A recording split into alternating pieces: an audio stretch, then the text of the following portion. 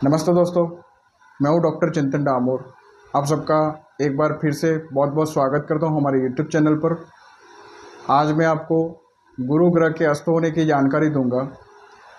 कल 12 जून 2025 को गुरु ग्रह शाम को 7:56 पर मिथुन राशि में अस्त हो चुके हैं और 9 जुलाई 2025 तक ये अस्त रहेंगे। 9 जुलाई 2025 को सुबह 4:44 पर यह पुनः उदित होंगे। 12 जून 2025 से लेकर 9 जुलाई 2025 तक बृहस्पति के अस्त होने पर सभी 12 राशियां प्रभावित होगी। बृहस्पति जब अस्त होता है तो सभी राशियां प्रभावित होती हैं, क्योंकि बृहस्पति आकाश तत्व का ग्रह है, ज्ञान का ग्रह है, धन का ग्रह है, शिक्षा का ग्रह है, संतान और वैवाहिक सुखों का ग्रह है, भाग्य का ग्रह है। तो बृहस्पति जब अस्त होता है तो इनके कारकत्व प्रभावित होते हैं, और जिन पर बृहस्पति की महादशाएं, अंतर्दशा या प्रत्यंतर दशाएं चलती हैं और साथ में बृहस्पति का गोचर अनुकूल या प्रतिकूल होता है, उन पर बृहस्पति का ये अस्त होने का असर सीधा पड़ सकता है। बृहस्पति मिथुन राशि में अस्त होंगे तो आपकी राशि पर क्या इसका प्रभाव रहेगा, इसी विषय पर हम बात करेंगे। कल बृहस्पति के अस्त होने का प्रभाव भी हमें देखने को मिला। अहमदाबाद में विमान दुर्घटना हो जाती है, क्योंकि बृहस्पति आकाश तत्व का ग्रह है। ऐसे में हवाई दुर्घटना बढ़ जाती है। साथ में अभी अन्य ग्रह स्थितियां भी प्रतिकूल चल रही है। अंगारक युति भी चल रही है, शनि मंगल का षडाष्टक योग भी चल रहा है। तो हमने पहले ही मंगल गोचर के वीडियो में हमने पहले ही बता दिया था, जा कर के देख भी सकते हैं कि देश और दुनिया में दुर्घटनाएं बढ़ सकती हैं। अनफॉर्चुनेटली ये भी उनमें से एक दुर्घटना ही है। हमने ये भी बता दिया था कि देश दुनिया में बॉम्ब विस्फोट, आगजनित घटनाएं, हिंसक झड़प या मिसाइल अटैक, ऐसा भी कुछ हो सकता है। और जस्ट अभी अभी मैं न्यूज़ देख रहा था, इजराइल ने ईरान पर स्ट्राइक कर दी है। ये प्रेडिक्शन भी हमारा बिल्कुल सटीक साबित हुआ।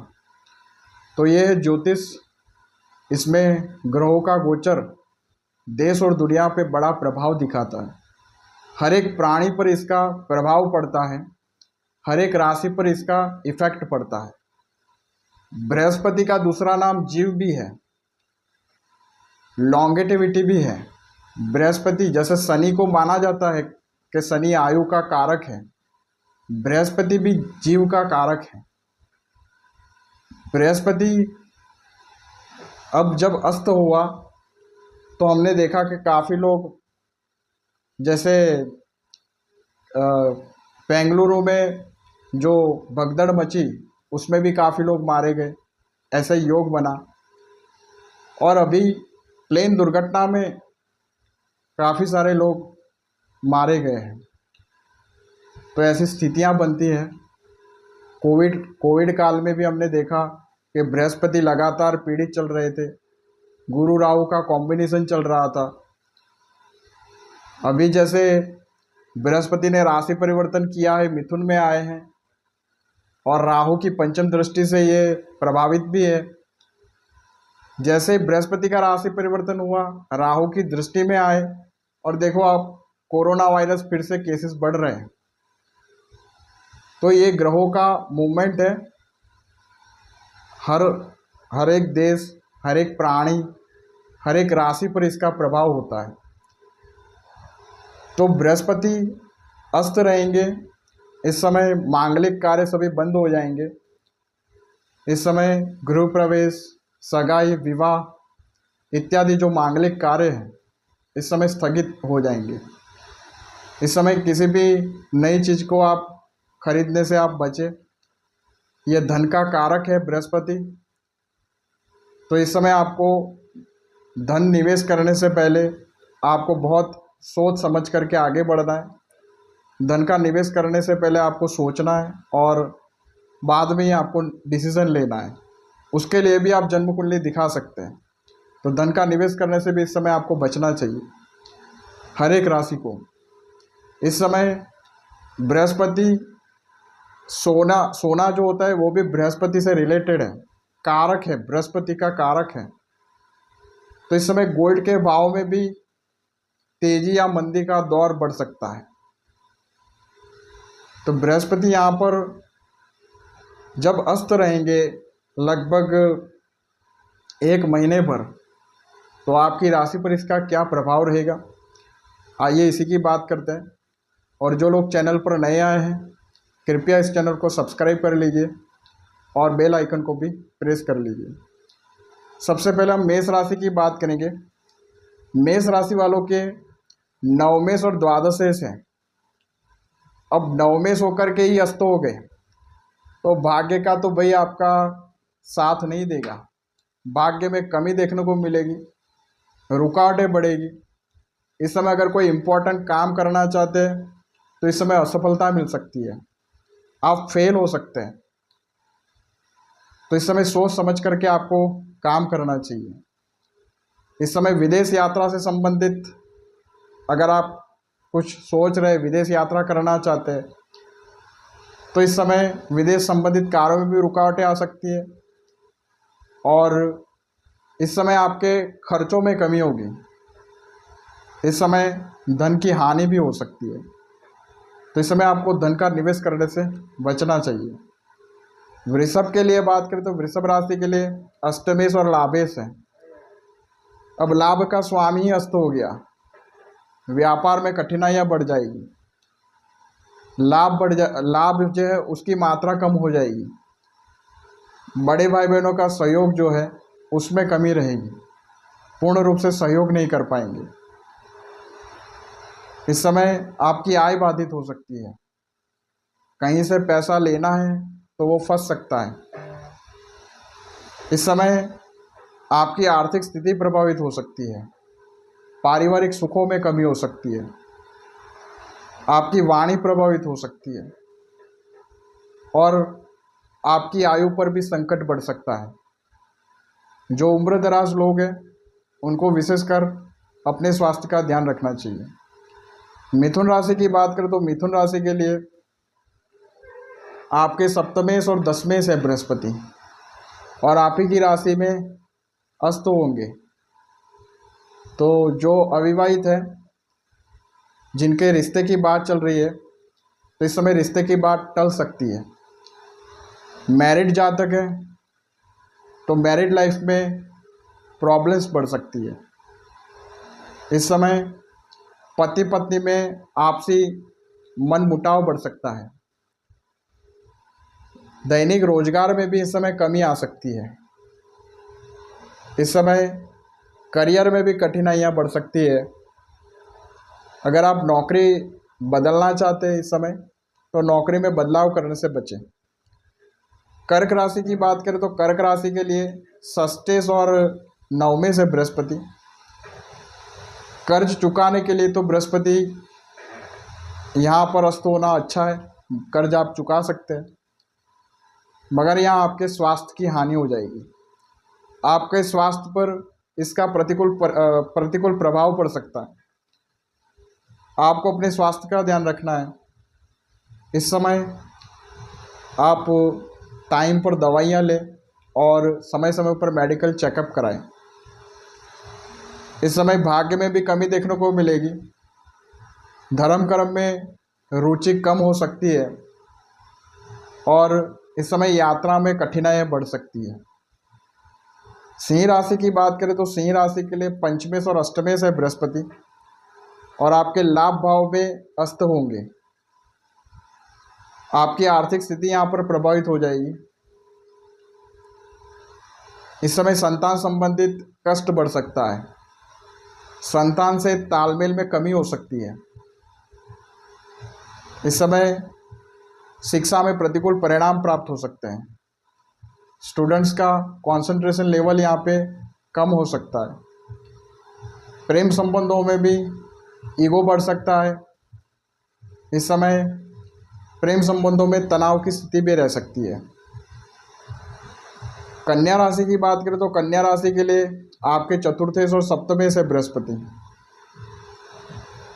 इस समय पारिवारिक सुखों में कमी हो सकती है। आपके भौतिक सुखों में कमी हो सकती है। इस समय घर परिवार से दूर जाना पड़ सकता है। इस समय नया वाहन खरीदने से आप बचें, नहीं तो आगे जाके आप बहुत परेशान हो सकते हैं। इस समय वैवाहिक जीवन में भी तनाव बढ़ेगा। जीवन साथी की हेल्थ भी यहाँ पर बिगड़ सकती है। व्यापार में भी यहाँ पर मंदी का माहौल रह सकता है। तुला राशि की बात करें तो तुला राशि के लिए आपके नवम भाव में गोचर में रहेंगे तृतीयेश और षष्ठेश होकर के। तो इस समय बड़ा साहस करने से बचें। बड़ा साहस करने पर बड़ा नुकसान भी हो सकता है। इस समय आपका स्वास्थ्य प्रतिकूल हो सकता है। भाग्य में रुकावटें बढ़ सकती है और इस समय बेवजह की यात्राएं होंगी जिससे लाभ नहीं होगा। तो इस समय आपको यात्रा से बचना चाहिए। वृश्चिक राशि की बात करें तो वृश्चिक राशि के लिए आपके द्वितीयेश और पंचमेश है। तो इस समय आर्थिक स्थिति में कमी हो सकती है। इस समय आपका जो संचित धन है वो इस समय व्यय हो सकता है। धन बचाने में कठिनाइयाँ बढ़ सकती है। इस समय धन का निवेश करने से भी बचें। परिवार के सहयोग में कमी हो सकती है। आपके आत्मविश्वास में कमी हो सकती है और संतान संबंधित चिंताएं भी इस समय बढ़ सकती है। धनु वालों के लिए बात करें तो धनु वालों के लिए चतुर्थेश और लग्नेश है। आपके लग्नेश ही अस्त हो जाएंगे। तो यहाँ पर मान सम्मान में कमी, हेल्थ प्रॉब्लम्स बढ़ना और इस समय माता की सेहत प्रभावित हो सकती है। जमीन जायदाद से जुड़े कार्यों में यहाँ पे रुकावटें बढ़ सकती है। इस समय आपके भौतिक सुखों में कमी हो सकती है और इस समय अगर आप व्यापार कर रहे हैं, साझेदारी का व्यापार कर रहे हैं, तो यहाँ पर आपको नुकसान हो सकता है। आपके व्यापार में धीमापन आ सकता है। मकर वालों के लिए आपके छठे भाव में रहेंगे द्वादशेश और तृतीयेश होकर के। तो यहाँ पर आपकी स्लीप डिस्टर्ब हो सकती है और इस समय कानूनी उलझनों में आप फंस सकते हैं। इस समय आपके खर्चों में कटौती होगी और इस समय आपका कर्ज बढ़ सकता है। इस समय धन की हानि भी हो सकती है। तो धन का निवेश करने से आपको बचना चाहिए। अब बात करते हैं कुंभ राशि की। कुंभ राशि के लिए आपके लाभेश और धनेश है और बृहस्पति आपके पंचम भाव में गोचर करेंगे। तो यहाँ आपकी आय में कमी होगी। व्यापार कर रहे हैं तो लाभ में कमी कर देंगे और इस समय आपकी वाणी प्रभावित होगी। इस समय आपको अपनी वाणी पर नियंत्रण रखना है, नहीं तो बेवजह के विवादों में आप गिर सकते हैं। परिवार का सहयोग इस समय आपको नहीं मिलेगा और इस समय धन संचित करने में भी कठिनाइयाँ बढ़ सकती है। अंतिम राशि मीन की बात करें तो मीन राशि के लिए आपके लग्नेश और दशमेश है बृहस्पति और चौथे भाव में बृहस्पति अस्त होंगे। तो करियर में कठिनाइयाँ बढ़ेंगी। इस समय वर्क प्लेस पर कामकाज का बोझ बढ़ सकता है और नौकरी में कंपटीशन बढ़ सकता है। व्यापार में नुकसान हो सकता है और इस समय आपको पिता के साथ आपके संबंध बिगड़ सकते हैं। पिता का स्वास्थ्य भी प्रभावित हो सकता है और आपके मान सम्मान में भी कमी हो सकती है। साथ में आपका स्वास्थ्य भी प्रभावित हो सकता है। तो ये था मेष से मीन राशि के लिए गुरु के अस्त होने का परिणाम। अब गुरु के उपाय क्या करने हैं इसकी बात करते हैं। अभी गुरु अस्त है तो इस समय ज़्यादा से ज़्यादा आपको पीले रंग आपको पहनना चाहिए। पीले रंग के कपड़े पहन सकते हैं और हल्दी का और चंदन का तिलक आप लगा सकते हैं। इस समय हल्दी वाला दूध आप पी सकते हैं रात को या दिन में। ये भी एक अच्छा उपाय है बृहस्पति को मजबूत करने का। बेसन के लड्डू आप भगवान शिव को आप भोग लगा सकते हैं, भगवान विष्णु को भोग लगा सकते हैं और उसका सेवन कर सकते हैं। इस समय चने की दाल का सेवन कर सकते हैं। मतलब पीली चीज़ों का ज़्यादा से ज़्यादा आपको प्रयोग करना है। और इसमें से जो धनु और मीन राशि है और मिथुन और कन्या राशि है, मेष राशि है, सिंह राशि है, कर्क राशि है, वृश्चिक राशि है, ये लोग अपनी जन्म कुंडली के हिसाब से बृहस्पति अच्छा होने पर आप बृहस्पति का पीला पुखराज धारण कर सकते हैं। तो ये था बृहस्पति अस्त होने का फल और उसके उपाय भी। उम्मीद करता हूँ दोस्तों आपको ये वीडियो पसंद आई होगी। पसंद आती है तो वीडियो को लाइक किया कीजिए, शेयर भी करिए ताकि हमारी ये वीडियो ज़्यादा से ज़्यादा लोगों तक पहुँचे और सबको इसका लाभ मिल सके। आज के लिए बस इतना ही। फिर से आपसे अगले वीडियो में मिलता हूँ। तब तक के लिए नमस्कार।